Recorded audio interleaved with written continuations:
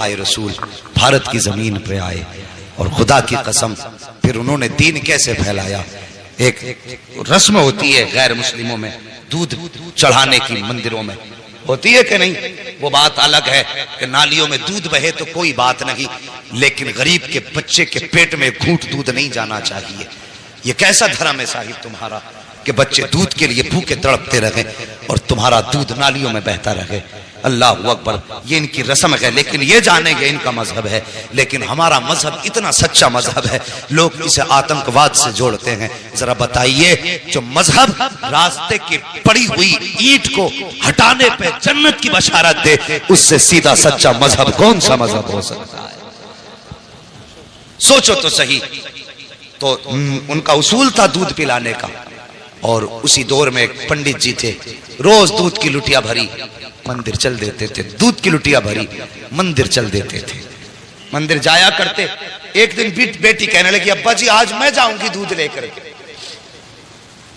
जब इतनी बात कही ना, आज मैं जाऊंगी दूध लेकर, बाप कहने लगा नहीं बेटी हम खुद जाएंगे। कहा नहीं बाबा मैं जाऊंगी, चूंकि बेटियां बाप की लाडली हुआ करती हैं, कभी कभी बाप बेटी की ख्वाहिश के आगे मजबूर होता है। बाप ने इजाजत दे दी, बच्ची ने दूध लिया, लुटिया लेकर के मंदिर की तरफ आई।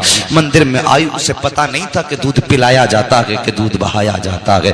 आई, आने के बाद मूर्ति के आगे बैठ गई, कहने लगी लो बाबा दूध पी लो। उसने पहले शराफत से कहा दूध पी लो, लेकिन कोई जवाब नहीं आया। फिर कहने लगी दूध क्यों नहीं पीते हो, दूध पी लीजिए। फिर कोई जवाब नहीं आया। बच्ची समझने लगी मेरे बाप तो रोज दूध लाया करते हैं और कहते हैं बेटी मैं भगवान को दूध पिला के आया हूं, शायद मुझसे नाराज हो गए हैं इसलिए दूध नहीं पी रहे हैं। ये बात बच्ची के दिल में आई, कहने लगी बाबा भगवान मुझसे कौन सा पाप हो गया है जिसकी वजह से आप दूध नहीं पी रहे हो। पत्थर था, पत्थर भी कभी बोला करते हैं। बच्ची ने सोचा शायद ये मुझसे नाराज है। फिर बच्ची ने बहुत बड़ा अहद कर लिया। बच्ची ने कहा अगर तुम दूध नहीं पियोगे तो तुम्हारे चरणों में अपनी जान दे दूंगी। ये कह के बच्ची ने लुटिया तो इधर रखी है और अपना सर उसके कदमों में मारना शुरू कर दिया है।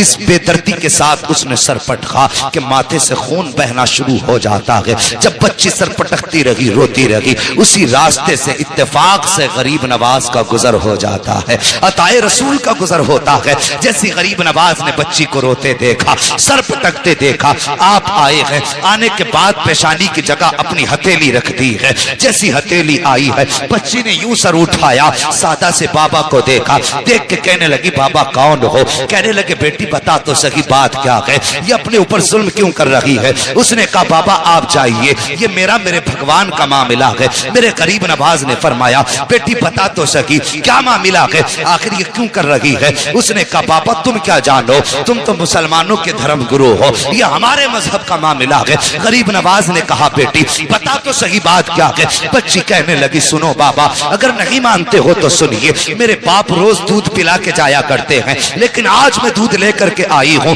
तो ये दूध नहीं पी रहे हैं, शायद ये मुझसे नाराज हैं। तो मैंने ये कसम खाई है या तो ये दूध पिएंगे या मैं अपनी जान दे दूंगी। जैसे इतना सुना है, गरीब नवाज कहते हैं बेटी बस इतनी सी बात है। कहा हाँ बस इतनी सी बात है। आपने फरमाया कि दूध क्यों नहीं पीते हो? जब बच्ची कह रही है तो दूध पी लीजिए। जैसे इतना कहा है, वो पत्थर टस से मस नहीं हुआ।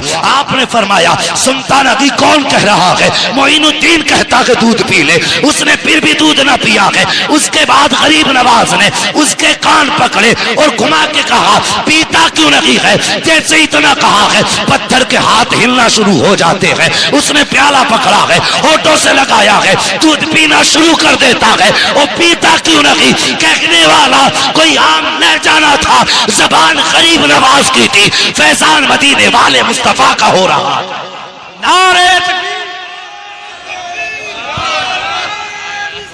या रसूल अल्लाह, या रसूल अल्लाह, नारे जिंदाबाद, जिंदाबाद, अल्लाह अकबर,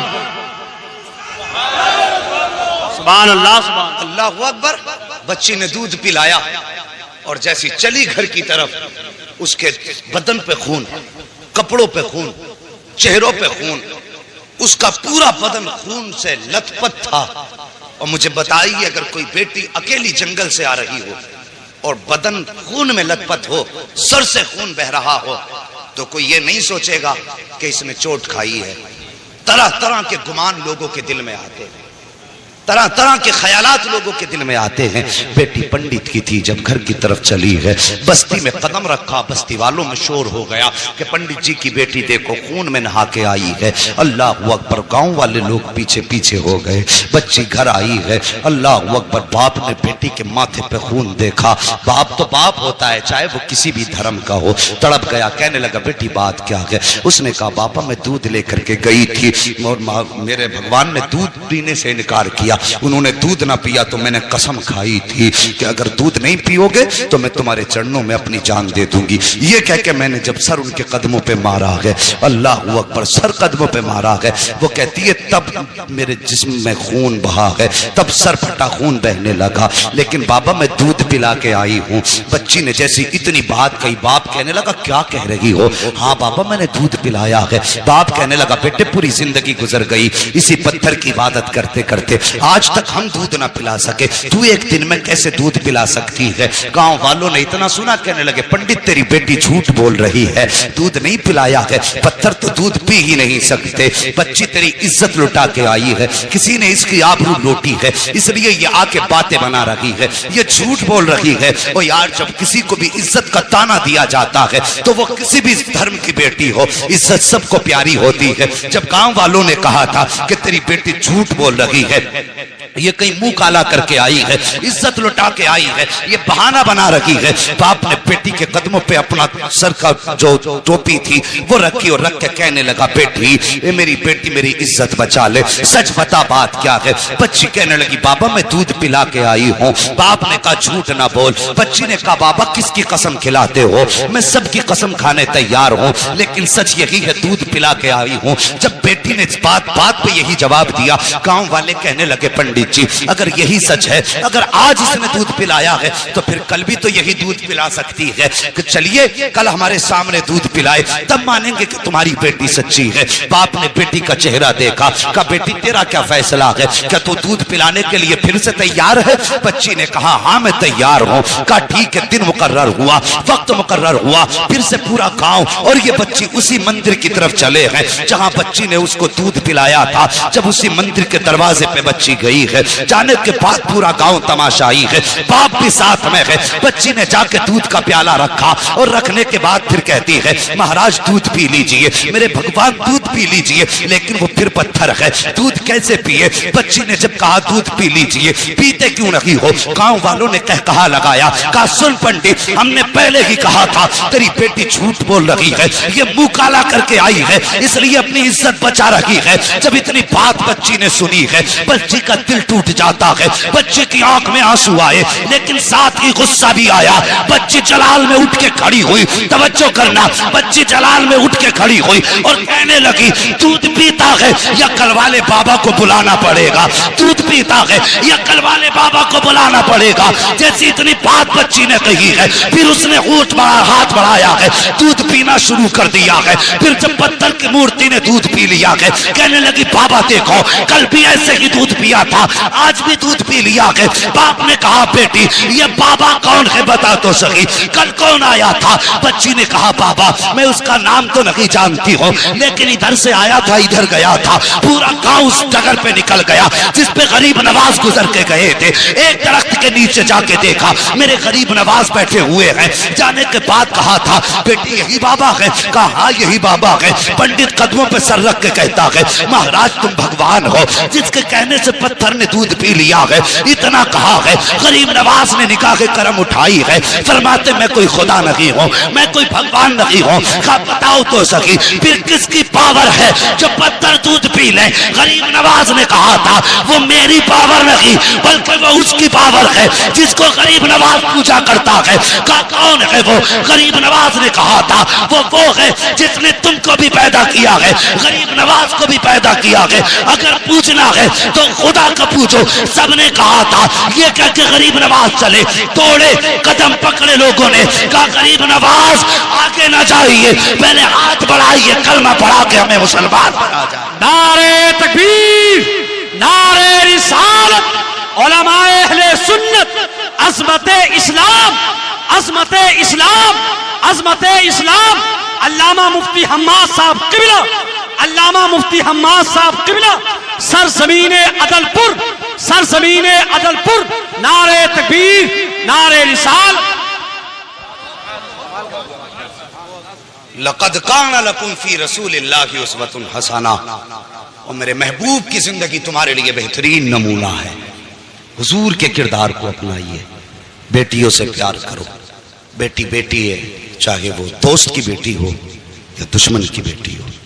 मेरे हुजूर के दरबार में हातिम ताई की बेटी आई थी, नंगे सर आई। मेरे हुजूर ने अपनी मुजम्मिल वाली चादर सर पे डाल दी,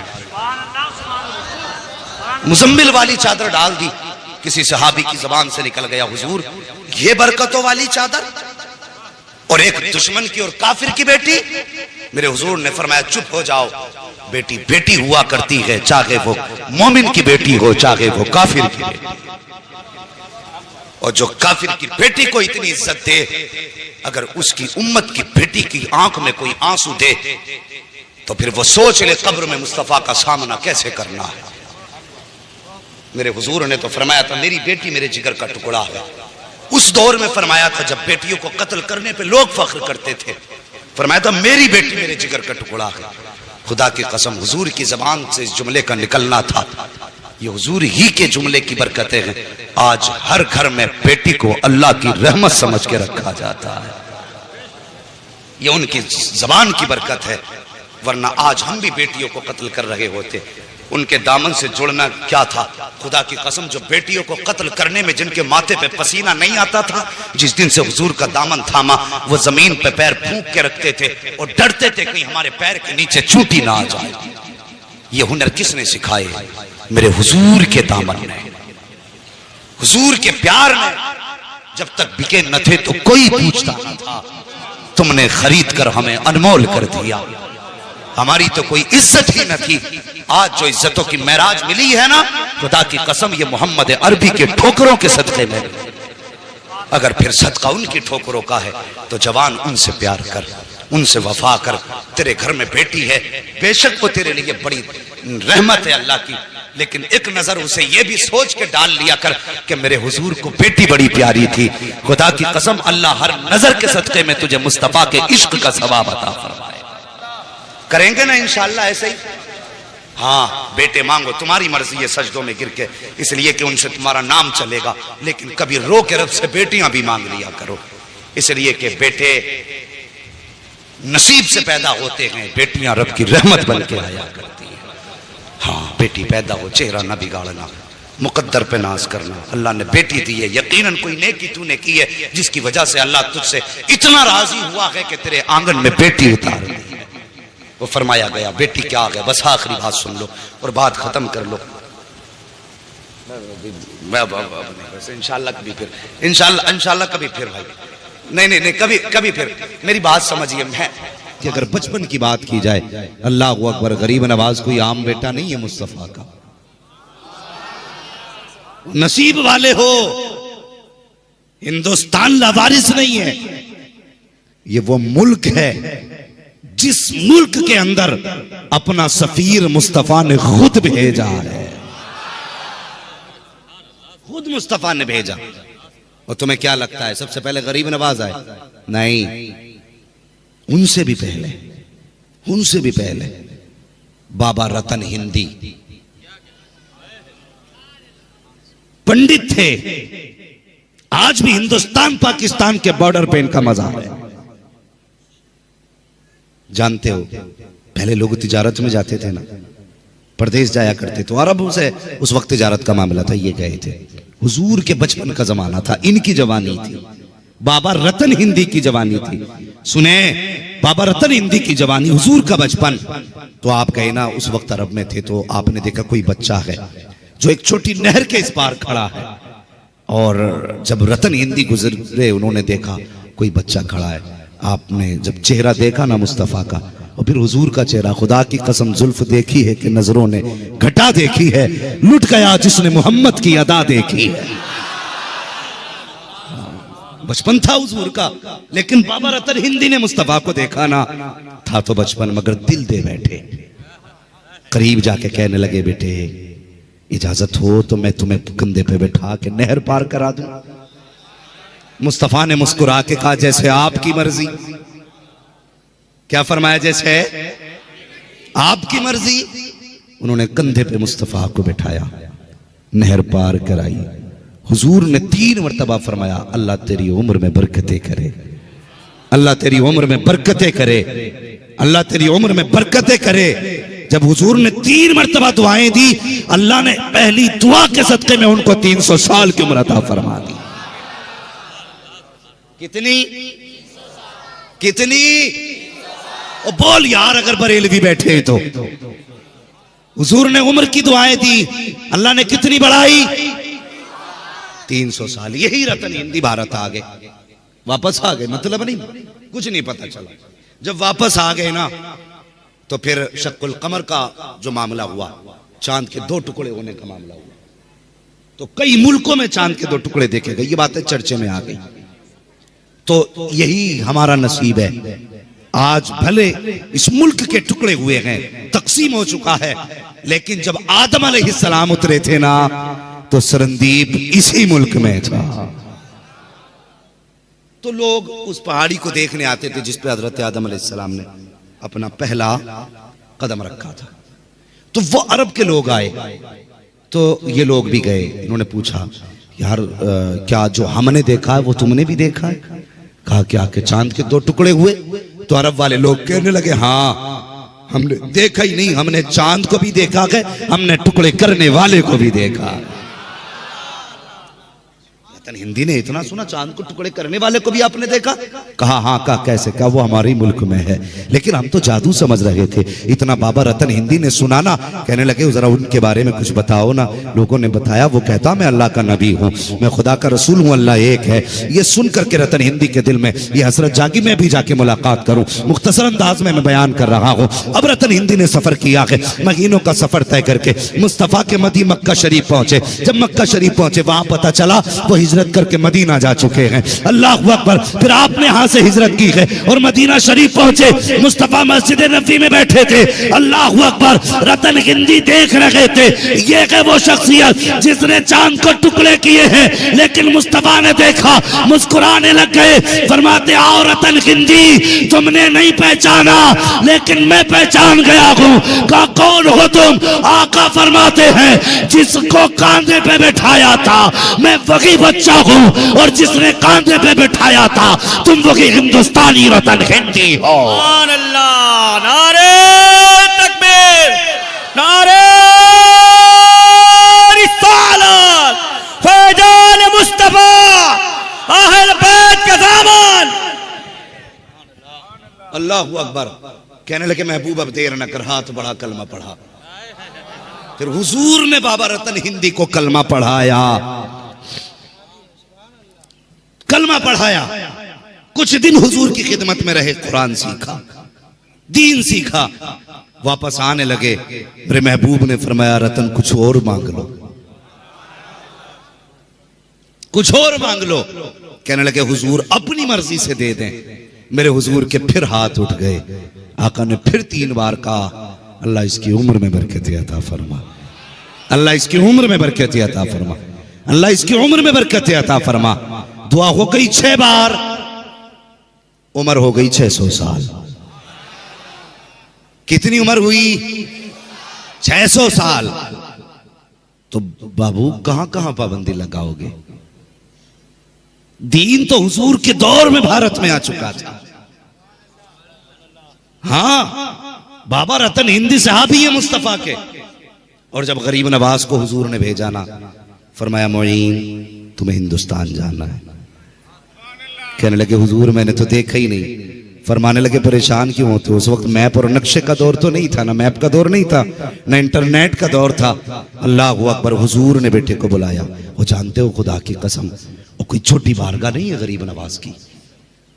ये जो भौंक रहे हैं ना, मैं कुत्तों से कहता हूं तुम हमें भौंको चलेगा, हमारी नस्लों को भौंको चलेगा, हमारे बच्चों को बुरा कहो चलेगा, लेकिन नबी के गरीब नवाज को कुछ ना कहना, कुछ ना कहना, वरना तख्ता पलट दिया जाएगा।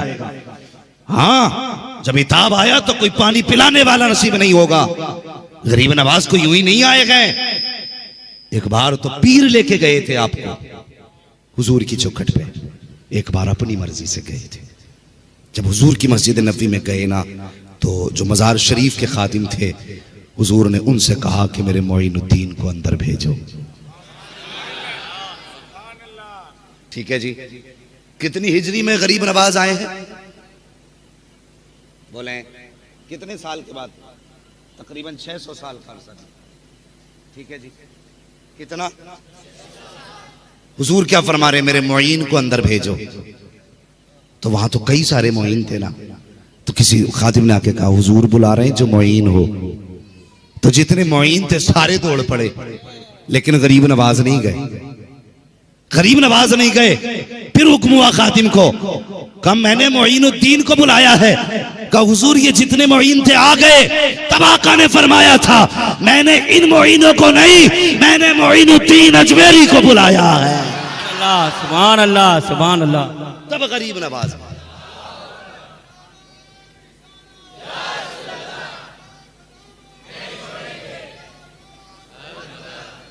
हाँ, फरमाया मैंने मोइनुद्दीन चिश्ती अजमेरी को बुलाया। फिर गरीब नवाज गए। अब सुने, अंदर गए तो क्या देखते हैं? मुस्तफा ने बाजू फैला के इस्तकबाल किया। यूं ही न समझना, अताए रसूल गरीब नवाज हुजूर के भेजे हुए हैं। होश में काम करना, होश में। हाँ, ये गरीब नवाज भारत आए, तुम्हारी औकात क्या है तुम मिटा सको? गरीब नवाज की चौखट है। एक खातून पे कोई बच्चा ही नहीं था। जब कोई बच्चा नहीं था ना खातून पे, तो वो गरीब नवाज की चौखट पे आई। कहने लगी हुजूर दुआ करें अल्लाह मुझे एक बेटा दे दे, बेटा दे दे। और सखियों के दरबार से कभी कोई खाली गया है? कोई खाली नहीं जाता। अल्लाह ने अपने फजल से बेटा दिया। गरीब नवाज की दुआ काम आ गई। फिर वो हर साल बच्चे को लेके जाती थी। जब छठी आई ना बच्चे की, अजमेर शरीफ लेके गई। 6 साल के बच्चे कितने बड़े होते, ना समझ बच्चा था। पेशाब लगाना, बच्चे ने वही खड़े होकर पेशाब करना शुरू कर दिया। अजमेर शरीफ में बच्ची ने पेशाब किया ना, बच्चे ने पेशाब किया, वहां एक मजार था, उस पे पेशाब बच्चा करने लगा। तो वहां जो भी लेटा है ना, कोई हल्का फुल्का नहीं लेटा है, बड़े बड़े वहां पे कुतुब लेटे हुए हैं, बड़े बड़ा कलंदर लेटा हुआ है। बच्चे ने पेशाब किया ना, तो वो जो साहिब मजार थे जलाल आया, उन्होंने उठाया, बच्चे को पटका, बच्चे का दम निकल गया, बच्चे का इंतकाल हुआ, शोर हो गया, वो बच्चा मर गया। खातून तड़प गई, लाश उठाई बेटे की, गरीब नवाज के कदमों पे रखी, जाके कहने लगी बाबा अगर जिंदगी तूने दी थी तो मौत क्यों तेरे दरबार में आई है? या तो पहले बच्चा ना देता या आज मौत ना देता। इतना कहा था, बच्चा जिंदा हो गया और शोर हो गया, बच्चा उठ गया है। फिर क्या देखा? वो जहां बच्चे ने पेशाब किया था कब्र फटी, बुजुर्ग निकले और निकल के चल दिए। किसी ने कहा किधर जा रहे हो? कहा गरीब नवाज ने कहा है कि तूने बच्चे को क्यों मारा? कहा इसने मेरे मजार पे पेशाब किया, गवारा नहीं हुआ। तो गरीब नवाज ने कहा सुन, यहाँ पे हर तरह का आएगा, अगर बर्दाश्त कर सके तो यहाँ लेट, वरना यहाँ से उठ कहीं जाके और आराम कर ले।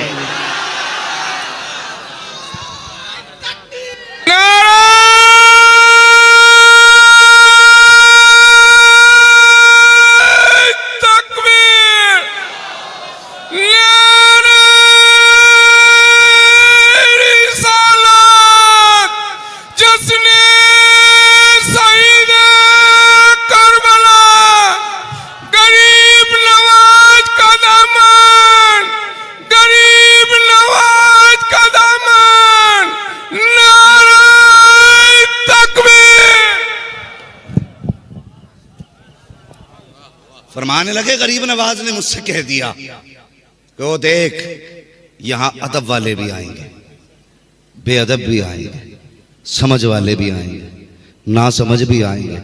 फरमाने लगे बर्दाश्त कर सके तो लेट, वरना उठ कहीं और जाके अपनी क़यामगाह बना ले। फरमाने लगे बस फिर उठना ही बेहतर हो गया। अल्लाह अकबर। ये गरीब नवाज है, ये गरीब नवाज है। समझ में नहीं आया आज तक लोगों की, समझ में ही नहीं आया। यही गरीब नवाज है। आपने सुना होगा ना जादू के जरिए क्या क्या ना किया गया, सब कुछ किया गया। आखिरकार जब कोई सूरत ना बनी ना, तो राजा ने ना फिर एक किलर को बुलाया, पैसे लेके गर्दनें काटता था। उससे कहा सुन, एक बाबा है और वो फला जंगल में एक पेड़ के नीचे रहता है, ऐसा कर तू उसकी गर्दन काट ला आधी सल्तनत दे दूंगा। कितनी? आधी सल्तनत। उसने कहा बात बड़ी सस्ती है, सौदा बड़ा महंगा हो रहा है।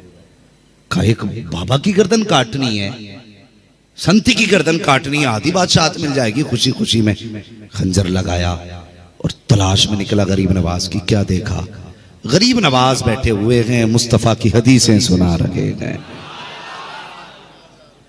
पीर भी ऐसे ही नहीं थे वो जो लोग कहते थे नहीं नहीं नहीं नहीं वो पीरों की दुनिया अलग है और मौलवियों की दुनिया अलग है, और तू किसी दुनिया का नहीं है और ना तू किसी दीन का है।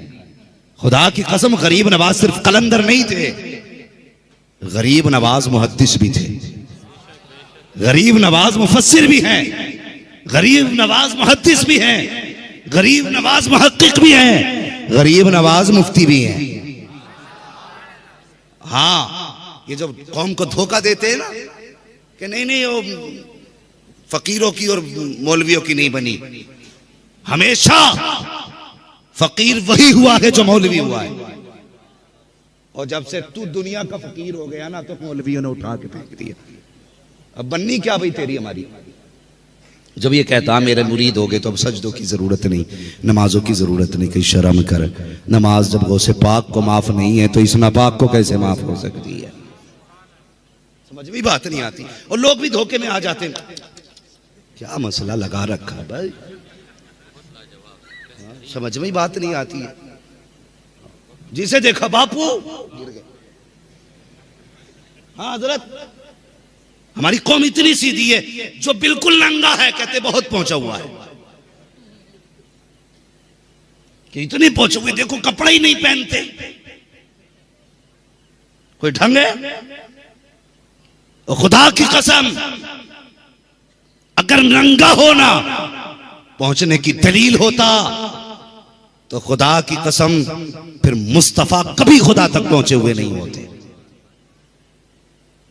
मेरे हुजूर ने कभी भी बदन और सत्र नहीं खोला, और ये नंगे आते हैं, लोग पीछे पड़ जाते हैं।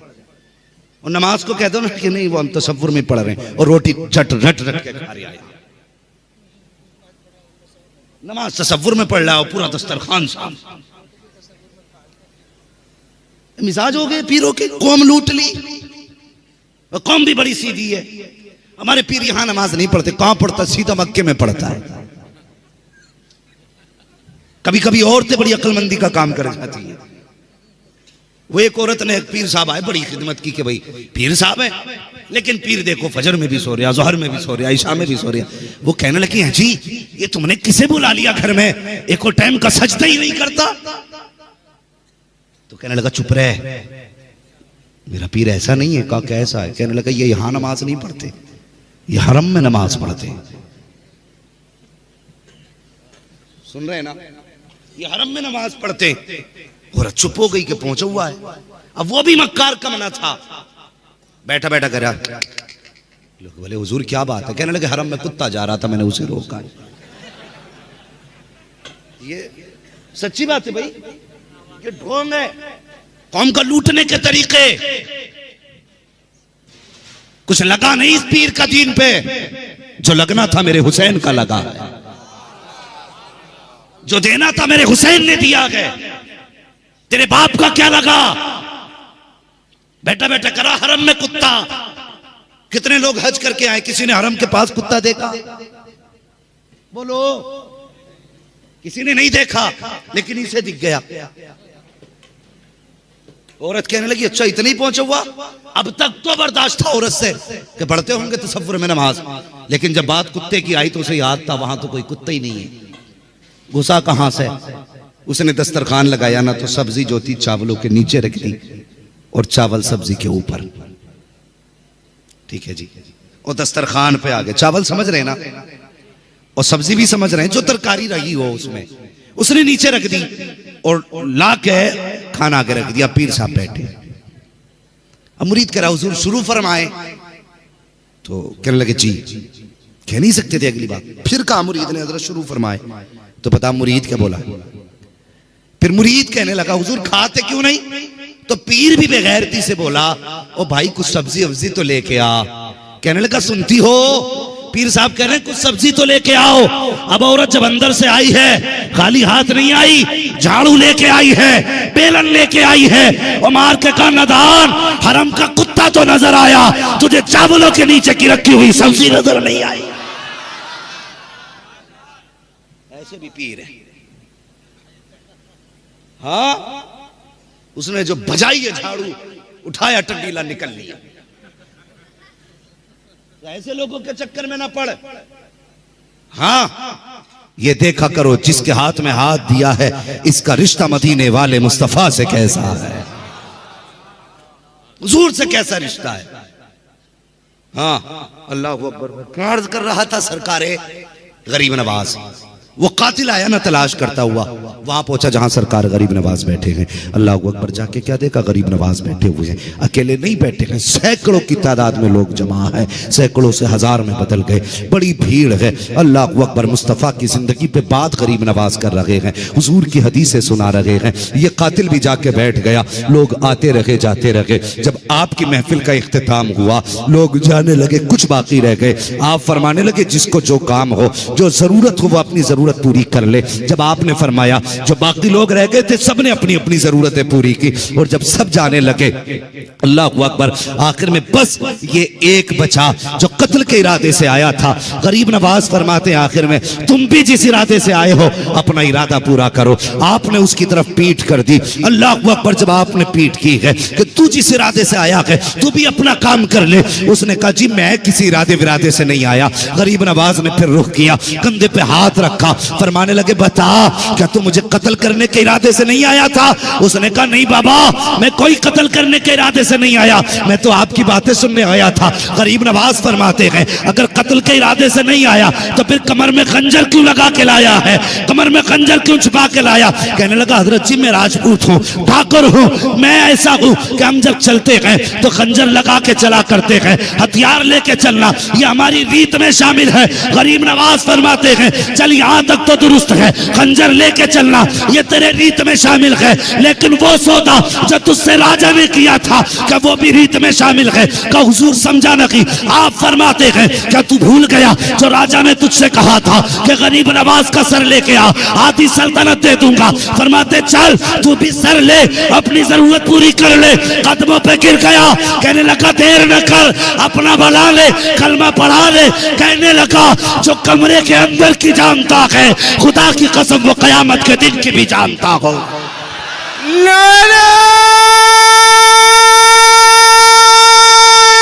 तकबीर,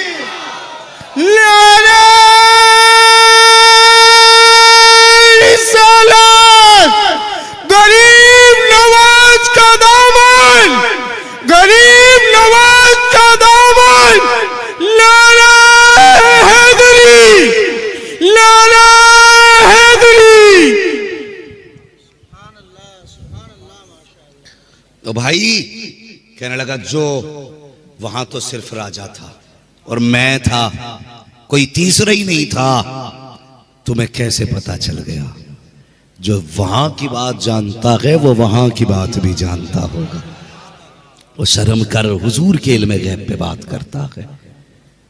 हाँ, वो बता जब गरीब नवाज दिलों के हाल जानता है तो फिर नबियों का इमाम क्या क्या नहीं जानता होगा, फिर नबियों का इमाम क्या क्या नहीं जानता होगा। और जब बेटे का इल्म यह है तो फिर नाना के इल्म का आलम कौन हो क्या होगा।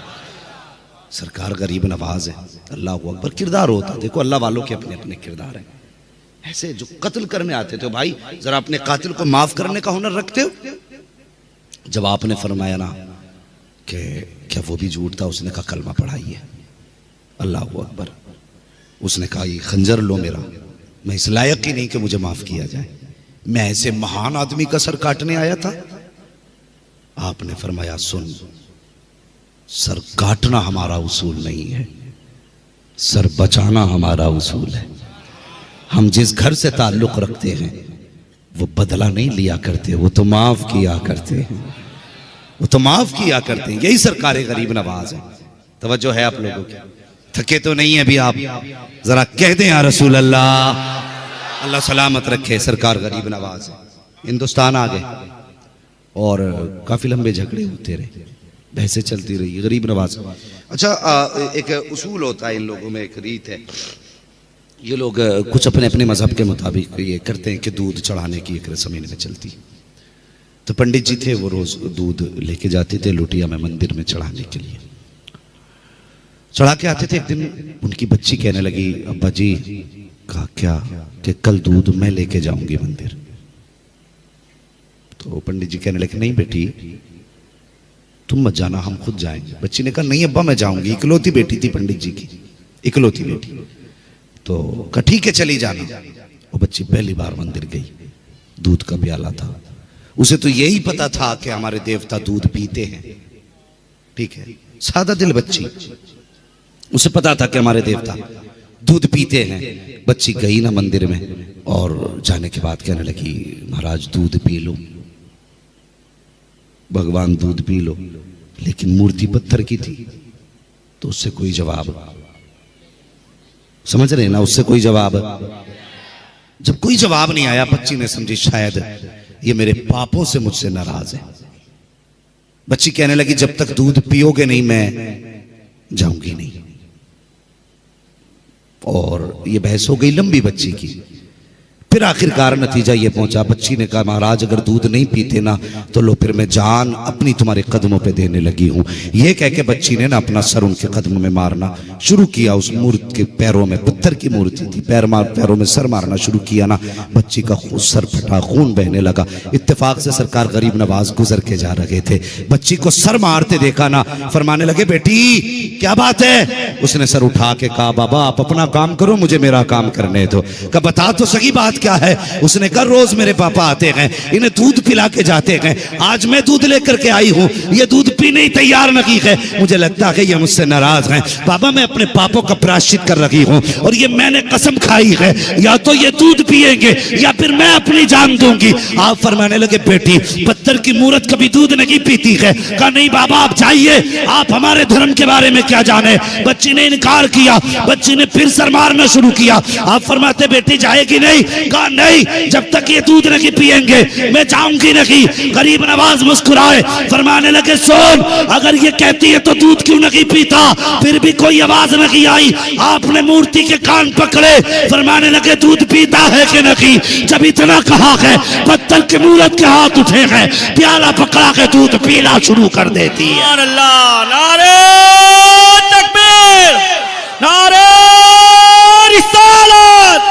सरकार ख्वाजा गरीब नवाज का दामन, ख्वाजा का हिंदुस्तान, ख्वाजा का हिंदुस्तान। कान पकड़ के हट दिया, पीता है कि नहीं। गट गट गट पीना शुरू कर दिया। अब बच्ची खुश घर पहुंची। अब बच्ची के माथे से खून, कपड़ों पे खून। ये समाज बड़ा अजीब है हमारा, बड़ा अजीब समाज है हमारा।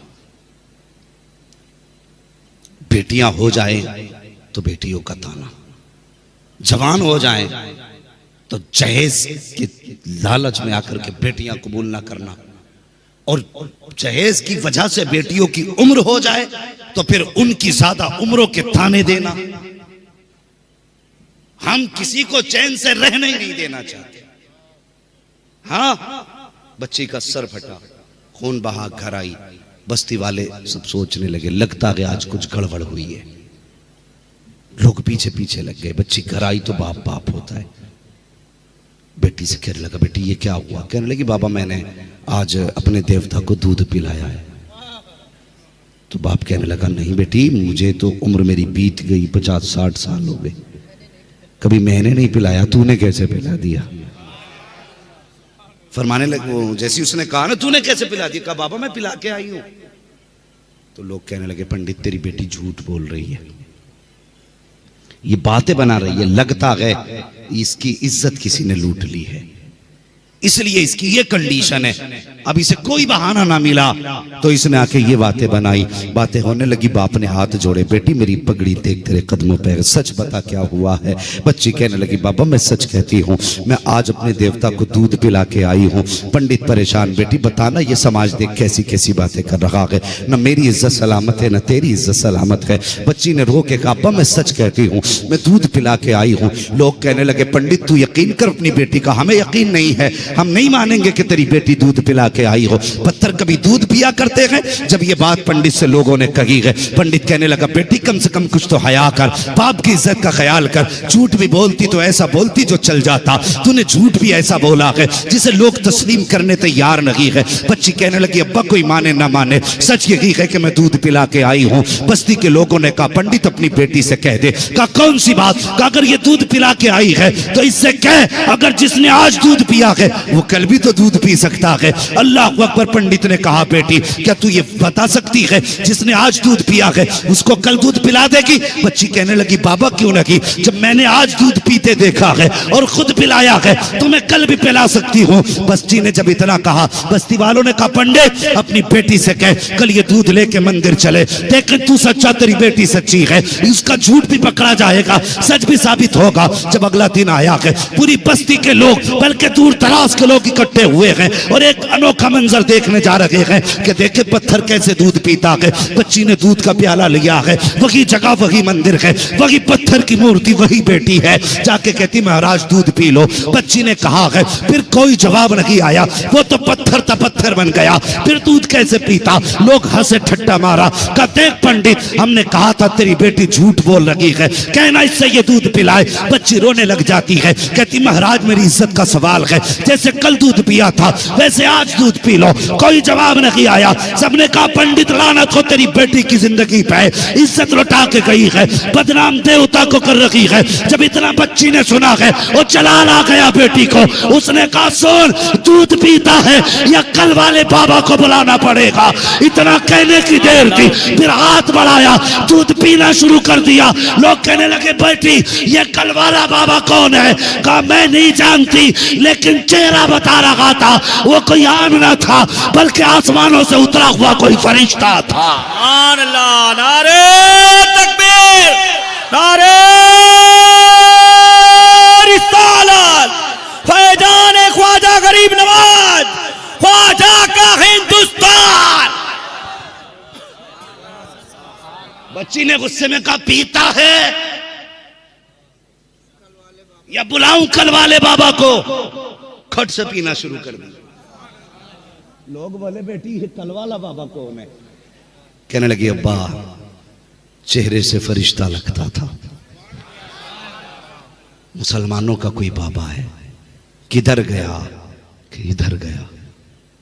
लोग तलाश में निकले, वही पेड़ वही जगह, गरीब नवाज वहीं बैठे। लोग जाके कहने लगे महाराज आज के बाद हम तुम्हारी पूजा करेंगे। कहा किस लिए? कहा जिसने पत्थर को दूध पिला दिया तो फिर पूजा के लायक वही है, पत्थर भी जिसकी सुनते हैं। फरमाने लगे पूजा मेरी ना कर, बल्कि पूजा करनी है तो उसकी कर जिसने मोइनुद्दीन को गरीब नवाज बनाया है। अल्लाह अकबर। ये था आपका किरदार, किरदार ये था। लोग हैरत में, लोग कहते हैं हुजूर अपनी बेटी की शफात नहीं करा सकते। मुझे हैरत है, गरीब नवाज गुजर के जा रहे हैं ना, लोग आग की पूजा कर रहे हैं। कहने लगे क्या कर रहे हो? कहने लगे पूज रहे हैं इसको। क्यों पूज रहे हो? कहिए हमें जलाएगी नहीं। फरमाने लगे अच्छा फिर हाथ डाल इसमें। कब से पूछ रहे हो? क्या उम्रें गुजर गई, बाप दादा से पूछते चले आ रहे। कहा हाथ डालना, तुम्हें हजारों साल आग पूजते हुए होगे लेकिन आज तक ये तुम्हें जला रही है। आपने अपना जूता उठाया आग में रख दिया, लकड़ी की कड़ा होती, बहुत देर तक रखे रही हो, फिर हाथ डाला यूं ही निकाल के रख दी। खुदा की कसम जरा बराबर भी जूती जलना तो दूर की बात गर्म तक नहीं हुई थी। अल्लाह सुभान अल्लाह। हाँ हरजैन का आदमी है, पानी मंगा लेते, बच्चों को पिला लेते। उनके लिए सीधी सी बात है कि शाने हुसैन और है, इम्तिहाने हुसैन और है। जब शान का मामला आता है तब करामतें दिखाई जाती हैं, और जब इम्तिहान का मामला होता है तो इस्तिकामत दिखाई जाती है। ये जहन में बात रखें और इंशाअल्लाह दोनों चीजों को समझेंगे।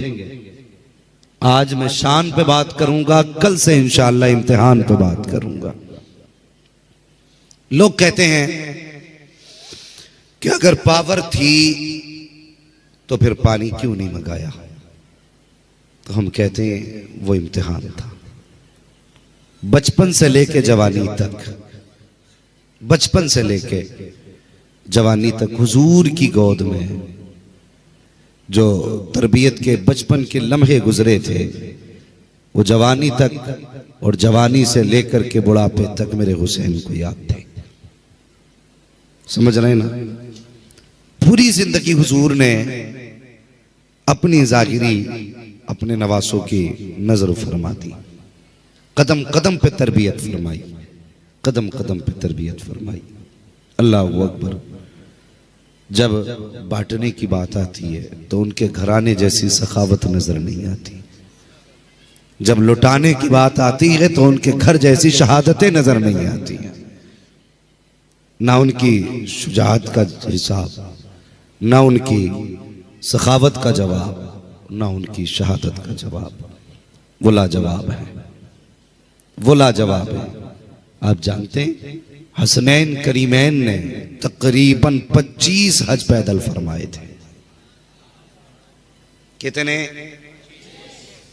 बोले? 25 हज पैदल किए थे। और मजे की बात यह थी कि दोनों भाई साथ जाते थे।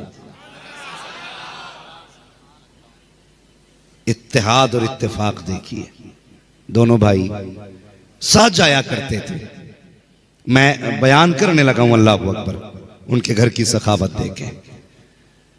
एक साथ जाया करते थे। एक बार सफर में थे ना, तो कोई जरूरतमंद मिल गया, वो भी मुसाफिर था। अब पहले होटल तो नहीं थे रोडों पे, जहां चाहा गाड़ी रोकी खा लिया, सवारी रोकी खा लिया, रुके खा लिया। कोई होटल वोटल नहीं था। लोग अपना सामान्य सफर लेके साथ चला करते थे। कोई ऐसा मुसाफिर मिला जिसके पास सामान्य सफर खत्म हो गया था। ठीक है जी, उसने शहजादों को आते देखा, कहने लगा चेहरे से बड़े बाप के बेटे लगते हो।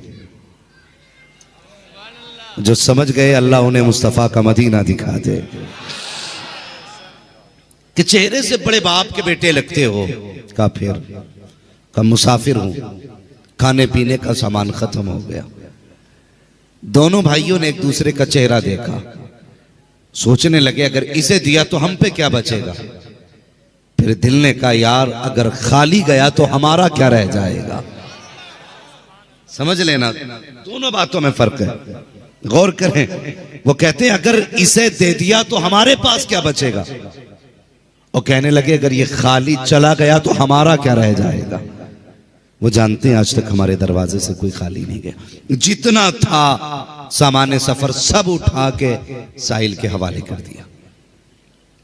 और फिर दोनों भाई चले। रास्ते में भूख लगी। आका हुसैन कहने लगे भाई हसन का जी का भूख लगी है। अब हिम्मत जवाब दे रही है। कहने लगे चलो आगे चलते हैं, अल्लाह कोई ना कोई इंतजाम करेगा।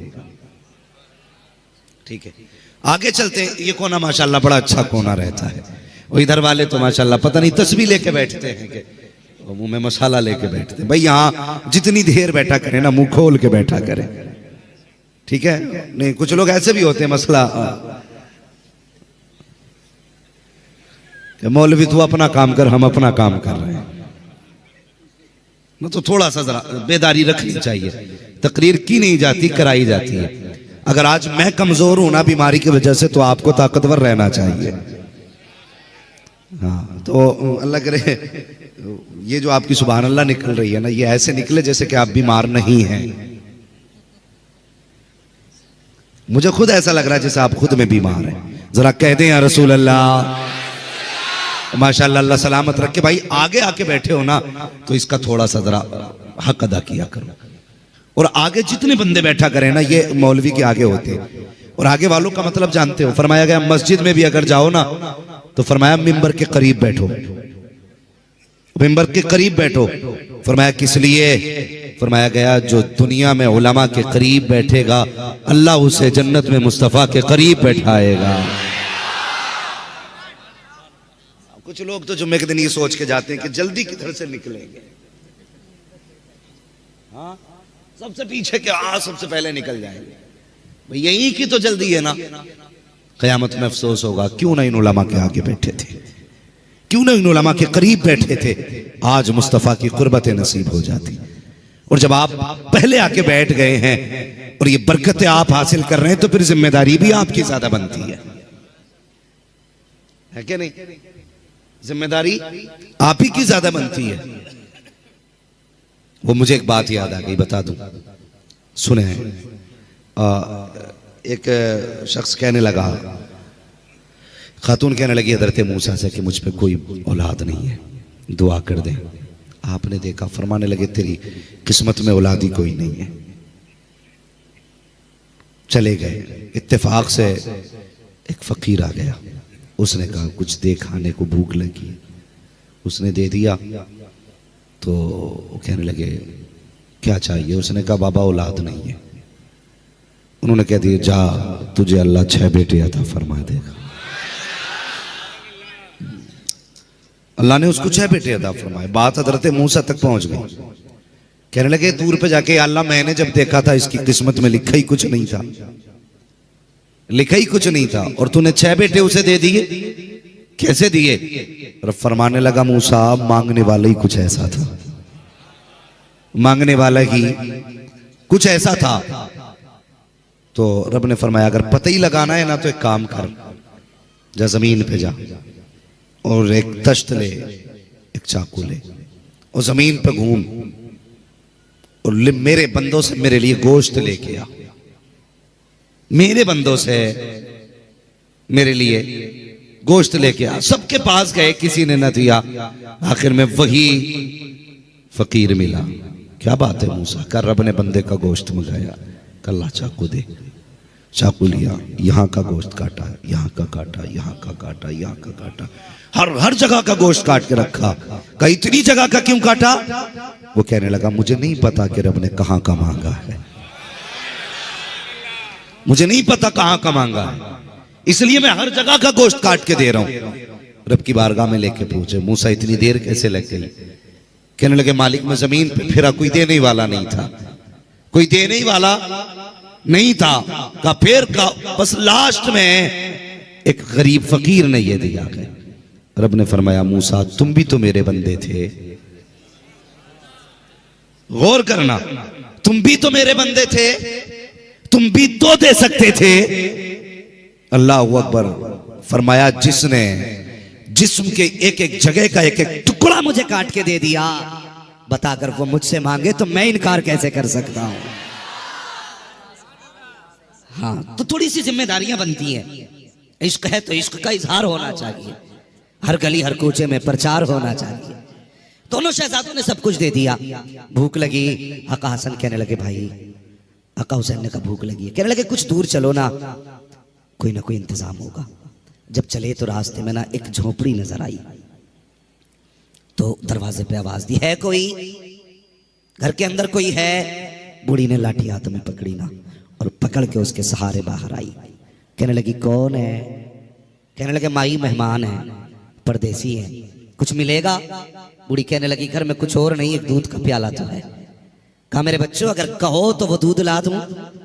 कहने लगे माँ भूख लगी है, जो मिल जाए बेहतर ही बेहतर है। इतना कहा खातून अंदर गई, दूध का प्याला लाई। लाने के बाद शहजादों की बारगाह में पेश किया। अल्लाह अकबर। आधा प्याला दूध आका हसन ने पिया है, आधा प्याला आका हुसैन ने पिया है। और जब पी के जाने लगे, खातून ने कहा जरा शहजादों ठहरो तो सही, मैं तुम्हारा चेहरा तो देख लूं। कहा माँ किस लिए? कहा मैं ये देख रही हूँ जिसके ऐसे बेटे हैं वो माँ कितनी शान वाली रही होगी।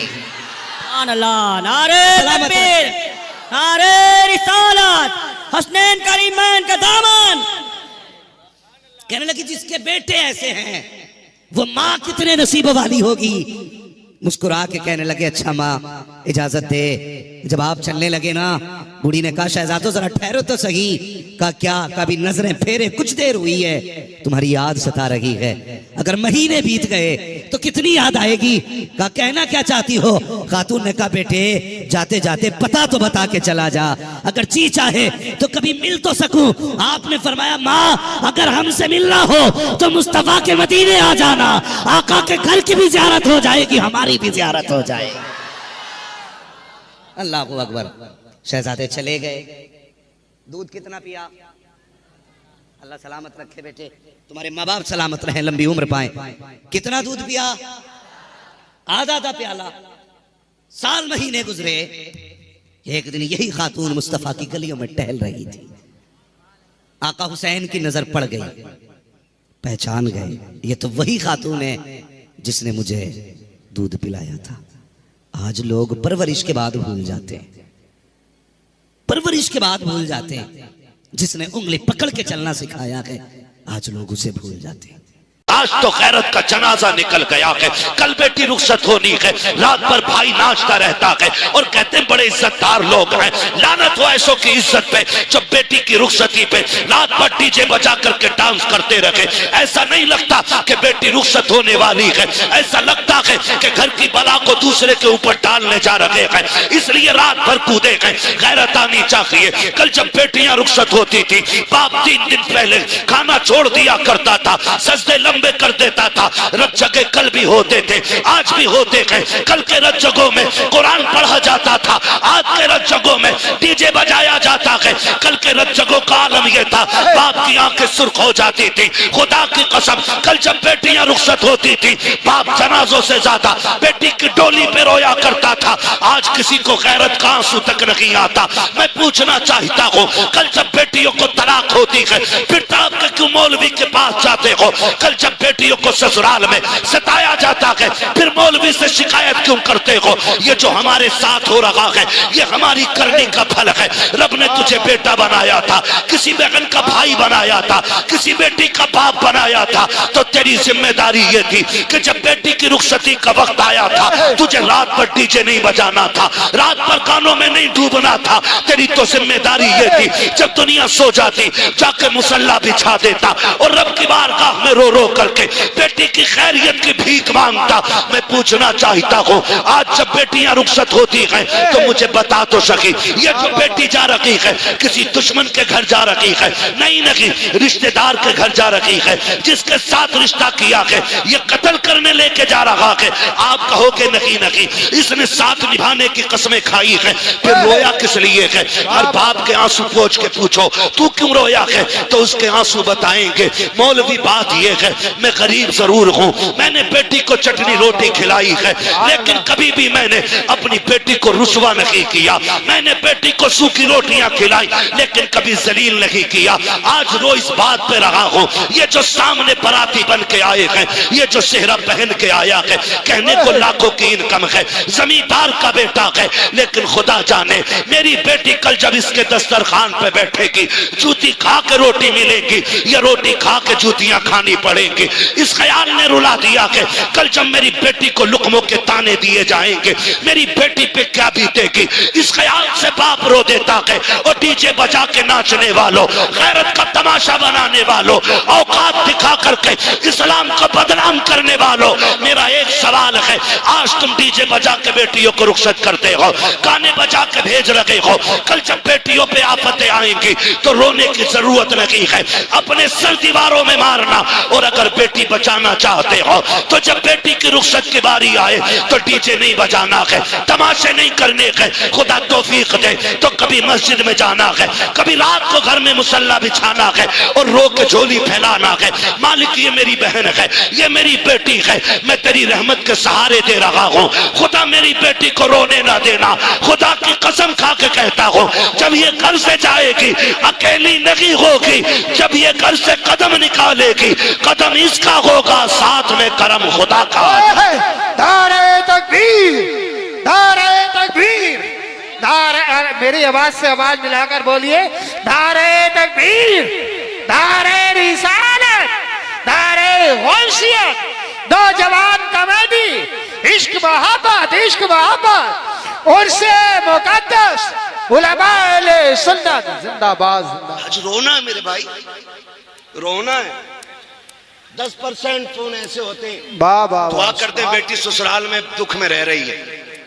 10% बाप रो के कहते उनकी सांसें भी पूरी नहीं हो पाती हैं। जी जी जी, बात करते करते लहजे टूट जाते हैं उनके, वो बेटी का दर्द पूरा नहीं बता पाते हम लोगों से। कहते हैं बस दुआ करें अल्लाह बेटी के दिन अच्छे कर दे। क्या बेटियां बाप को प्यारी नहीं होती हैं? बोलो जी जी, होती हैं कि नहीं होती हैं? बेटियां भी बाप को प्यारी होती हैं। बेटे भी बाप को प्यारे होते हैं, फर्क इतना है बेटे को चोट लग जाए तो तड़प के कहता अब्बा मुझे यहाँ चोट लगी है, लेकिन बेटियां जब ससुराल में सताई जाती है ना तो वो कभी बाप से आके नहीं कहती अब्बा आज इतना मारा गया है, अब्बा आज खाना नहीं मिला है, 3 दिन से तेरी बेटी फाके से है। जब भी बाप की दहलीज पे आती हैं हंसती हुई आती हैं, क्यों? सिर्फ इसलिए ताकि मेरे बाप को मेरे दुखों का पता न चले। ये जब लोग पूछते थे ना क्या लेके घूम रहा है, कभी ये नहीं कहता था बेटी ये कंधे पे, कहता था मेरी शहजादी बैठी है मेरी कंधे पे। ये रिश्ते होते हैं। और हमने अल्लाह रसूल की नाफरमानियां की, हमने डीजे बजाए, हमने गाने बजाए, बेटियों के बेड़े गरक करके रख दिया। ओ भाई माफ करना। जी जी जहेज में कुरान होता है, यहाँ पे भी बोल सकते हो तो बोलो भाई, वरना जबरदस्ती कोई नहीं है। हाँ मुझे आजम ने बुलाया, मैं भाई से कह के चला जाऊंगा, मैं जा रहा हूं, जबरदस्ती नहीं कोई बांध के बैठाएगा यहाँ पे। मैंने पहले ही कहा था जितनी देर सुनेंगे उतनी देर बात करेंगे। जी जी मुझे टाइम पूरा नहीं। कुरान होता कि नहीं जहेज में? और जब बेटी गाड़ी में बैठने चलती है आवाज आती है ठहरो पहले कुरान रखो गाड़ी में, कहा क्योंकि पहले कुरान गाड़ी में बैठ रखा जाएगा। चल ठीक है ये समझ में आ गया। बताओ ये उलमा बैठे हैं, ये जिम्मेदार लोग बैठे हैं, ये सब बताएंगे। जो कुरान की तिलावत कसरत से करेगा कुरान कयामत में अपने पढ़ने वाले की शफाअत कराएगा। जी जी जी बेशक। हाथ पकड़ के कहेगा मालिक इसे बख्श, ये मुझे दुनिया में सीने से लगा के फिरता था, ये तन्हाइयों में मुझे पढ़ता था, ये रातों को उठ के पढ़ता था, मालिक जन्नत दे इसे। मुझे बताओ जिसे रब ने शफाअत करने की ताकत दी है वो शिकायत करने की ताकत नहीं रखता है? ओ भाई वो शिकायत भी तो कर सकता है, वो ये भी तो कह सकता है 3 दिन तक डीजे बजता रहा, मालिक ने मेरी याद नहीं आई। वो ये भी तो कह सकता इसके घर की ढोलक की आवाज बंद नहीं होती थी और कोई कुरान पढ़ने वाला भी नहीं था। ये भी तो कह सकता है। वो हो किस धोखे में? अगर अल्लाह हिसाब लेने पे आ गया ना तो कोई माई का लाल बच नहीं पाएगा।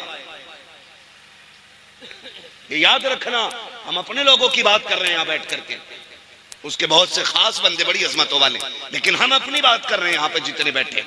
जी जी कोई ऐसा नहीं है जो दूध का दूल्हा हो। सबको अपनी कब्र में लेटना, मुझे अपनी में लेटना, आपको अपनी में लेटना, लेकिन खुदारा मुश्किल ना करें, मुश्किल ना करें। कह रहा एक ही तो बेटा है मौलाना, इस पे एक बार डीजे बजन दो। जी जी एक ही बेटा है, ब्याह एक ही बार होता है। तो मैंने कहा बेटे सुन, अगर ब्याह एक बार होता है ना तो जिंदगी भी एक ही बार मिलती है। जी जी जिस दिन आंखें बंद हो गई ना सारी दौलत लेके भी ना कोई एक सांस नहीं देगा। सिकंदर आजम जिसको दुनिया के बड़े हुक्मरानों में से एक बड़ा माना जाता है, एक माना जाता, वो उसको कहा गया उसने पूरी दुनिया पे हुकूमत की। क्यों? क्योंकि वो बहुत कम उम्र में ना आधी दुनिया पे कब्जा कर चुका था। जी जी कितनी दुनिया पे? आदि बोलो यार, आधी दुनिया पे। अल्लाह सलामत रखे। बस मैं यही सुनना चाहता हूँ, आप समझ भी रहे हैं कि खाली मुंह देख रहे हैं। जी जी मैं समझ सकता हूँ आप बहुत बड़े लोग हो, आपको बोलने में शायद शर्म लग रही होगी, लेकिन मैं एक बात बता दूं, लोग कहते हैं जलसों में क्या मिलता, मैं कहता हूं जो यहाँ बड़े बन के आते हैं वो कभी बड़े होके नहीं जाते, वो छोटे होके जाते हैं। हुजूर की महफिल में नौकर बन के जाओ, खुदा तुम्हें आका बना डालेगा। वाह वाह वाह तो यहाँ छोटे बन के बैठना चाहिए, है ना। यहाँ कोई जमींदार कोई प्रधान नहीं, सारे हुजूर के नौकर बैठे, ठीक है ना। तो नाम क्या था? सिकंदर। आधी दुनिया पे हुक्मरान और पूरी दुनिया पता करने का नशा था जी उसको। जी एक जगह पड़ाव किया लश्कर ने उसके, उसे एक जहरीले सांप ने काट लिया। जब काटा सांप ने ना तो उसकी फौज में तबीब भी थे, हकीम भी थे, सब लग गए, जहर को रोक नहीं पाए, बढ़ता गया बढ़ता गया, यहां तक कि वो लाइलाज हो गया। जी जी कहने लगे बादशाह का क्या, कब काम मुकम्मल हो गया, अब सांसें खत्म होने आ गई हैं, अब इलाज बस से बाहर है। उसने कहा क्या यहीं मर जाऊंगा परदेश में? क्या यहीं मर जाऊंगा परदेश में? जी जी उसने कहा बादशाह लगता तो ऐसा ही है। उसने कहा सुनो दौलत बहुत है, ऐलान करो कोई मेरी आधी दौलत ले दे, मुझे इतनी सांसें दे दे कि मैं अपने वतन में जाके मर सकूं। हंस दिए लोग, कहा बादशाह कैसी बातें कर रहे हो आप, बादशाह हो और बेवकूफी वाली बात है, भला पैसों से सांसें भी मिली हैं। उसने कहा फिर सारी दौलत मेरी दे दो जी जी और चंद सांसें किसी से उधार ले लो। उन्होंने कहा बादशाह तू जरूर है लेकिन सांसों का मालिक कोई और है, जी जी अब तेरी दौलत काम नहीं आएगी। उसने कहा इतनी भी सांसें नहीं मिलेंगी, घर चला जाऊं? कहा बादशाह नहीं। उसने कहा फिर मैं मर जाऊं तो मेरे हाथ कफन से निकालना। कहा क्यों? ताकि दुनिया को पता चल जाए ये दौलत इतनी बेवफा है, कितनी भी इकट्ठी कर लो ये मरते वक्त काम नहीं आया करती है। मौत जब आएगी ना तो एक लम्हे का मौका नहीं देगी। खुदारा बदलो अपने रवैये। खैर इकलौता ही है जी, इस पे तो डीजे जरूर बचेगा। बता तेरा शान वाला है या अली शान वाला है? आप अंदाजा लगाइए तेरा कितना शान वाला, कि मेरी 50 बीघे मेरे लल्ला के हिस्से में 50 आ रही है ना बेटे, धोखे में है ना, तेरे हिस्से में 50 ना तेरे लल्ला के हिस्से में 50। हजरत अली गुजर के जा रहे, दो बंदे लड़ रहे, एक कहता था जमीन मेरी है, एक कहता था मेरी है। उन्होंने कहा अली फैसला कर दो जमीन किसकी है। हजरत अली फरमाते हैं ठहरो मैं अली हूं, जमीन से खुद पूछ लेते हैं तू किसकी है। ठोकर मारी, कहने लगे जमीन मैं अबू तुराब हूं, ये कहता मेरी है, ये कहता मेरी है, तू बता किसकी है। जमीन ने कहा अली इन दोनों से कह दो ना मैं इसकी हूं ना मैं इसकी हूं, बल्कि ये दोनों मेरे हैं। मेरे ना तेरे 50 बीघे आएगी हिस्से में, ना तेरे लल्ला के हिस्से में 50 बीघे आएगी। वही गजबर जमीन, वही लट्ठे का कफन, वही लकड़ी के तख्ते, बस इतने का मालिक है तू। और ये भी वो जो ये बाहर वाले लोग देंगे, अपनी मर्जी से वो भी नहीं लेगा तू। इसलिए भूलना नहीं चाहिए। जी जी कह रहा मेरे के हिस्से में 50 बीघे आ रही है, इसमें डीजे जरूर बजेगा।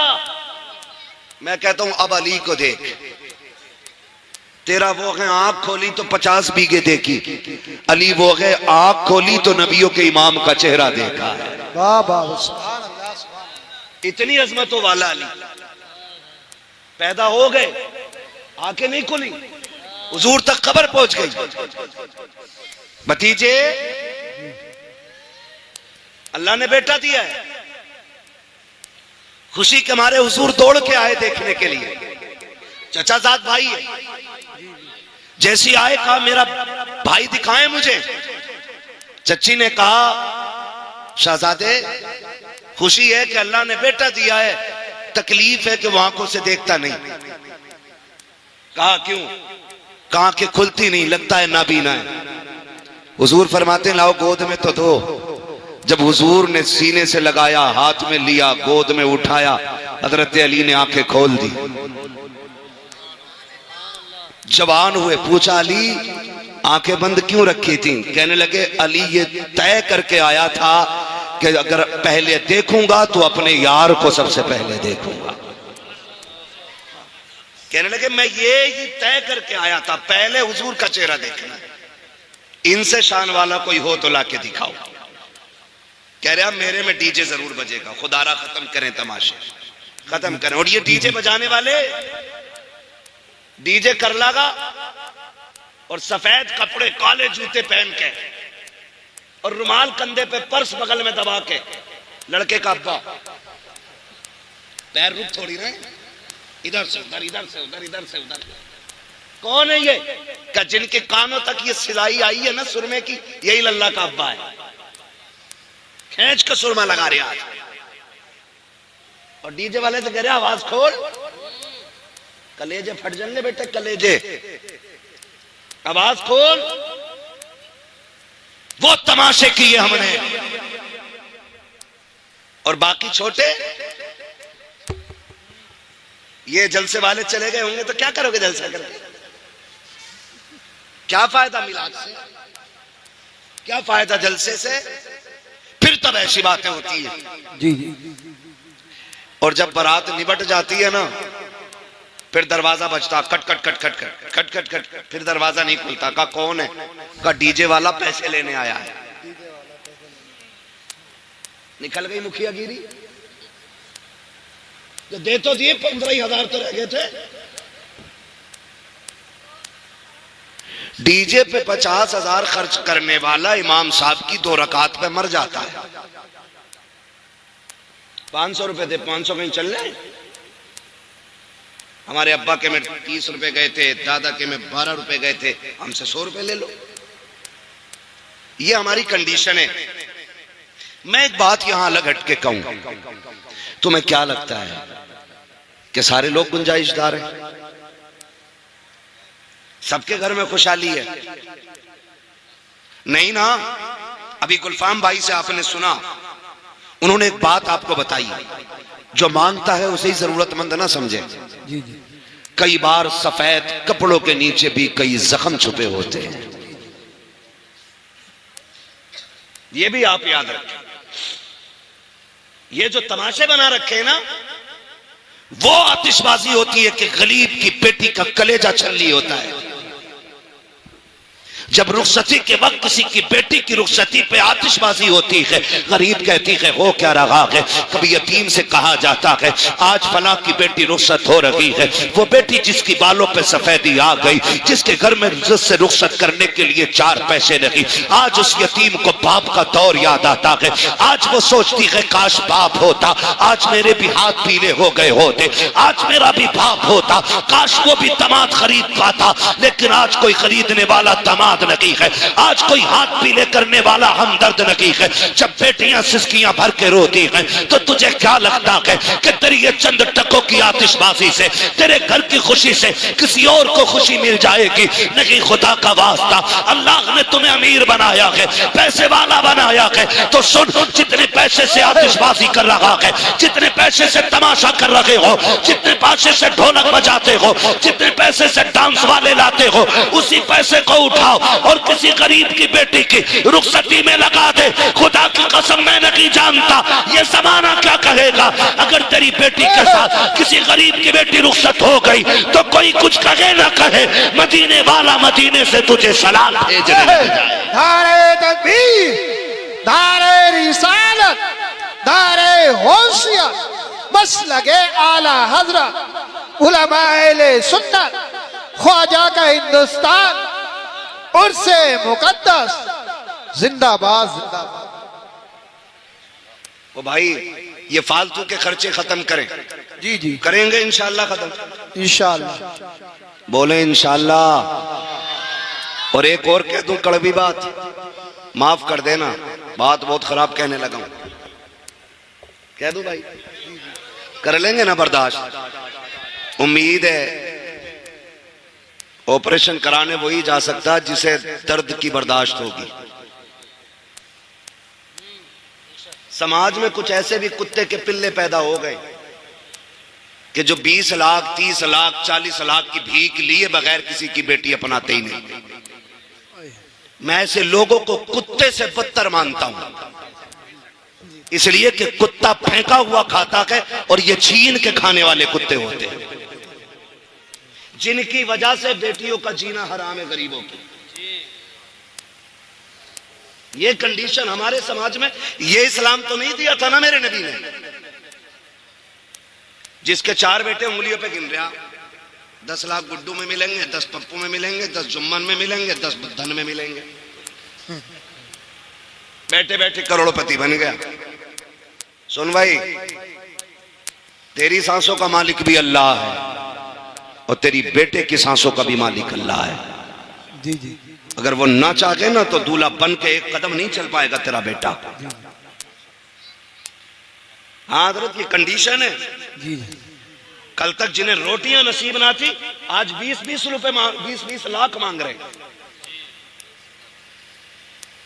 जिनके गुजारे छीछड़ों पे होते रहे, वो आज सैंपल भेज रहे हैं, बारात का खाना ऐसा चाहिए। तेरे बाप ने कमा के रख दिया हराम का। जो मांग के जहेज लेगा वो जहेज नहीं, जहन्नम का ईंधन है। पूछ लो जाके किसी मौलवी से। जी जी, हक बात। जाओ पूछ लो, जहेज नहीं है ये, बेड नहीं है ये, मरने की देर है। अल्लाह इसी के बदले में कब्र को जहन्नम बनाएगा। ये याद रखना। कभी सोचा? हुजूर आए, हुजूर ने बेटियों को रहमत बताया, तुमने फिर भी जहमत बना दिया। हुजूर आए, बेटियां बाप की जन्नत की जमानत बनी, तुमने बेटियों को मौत का जिम्मेदार बनाया बाप की। कुछ दिन पहले की खबर है, एक बाप 3 बेटियों को लेकर ट्रेन के आगे कूद गया। वजह पूछी गई, एक पर्चा लिख के गया था कि समाज का पेट भरने की दौलत नहीं, इसलिए मैं इज्जत के साथ बेटियों को लेकर मरना चाहता हूं। वाह वाह वाह, सुभान अल्लाह। ये याद रखिएगा, मत बुलाना दोबारा। लेकिन इस अमल में गिरफ्तार होकर कोई मरा, 40 साल तक तीजे कराना तुम।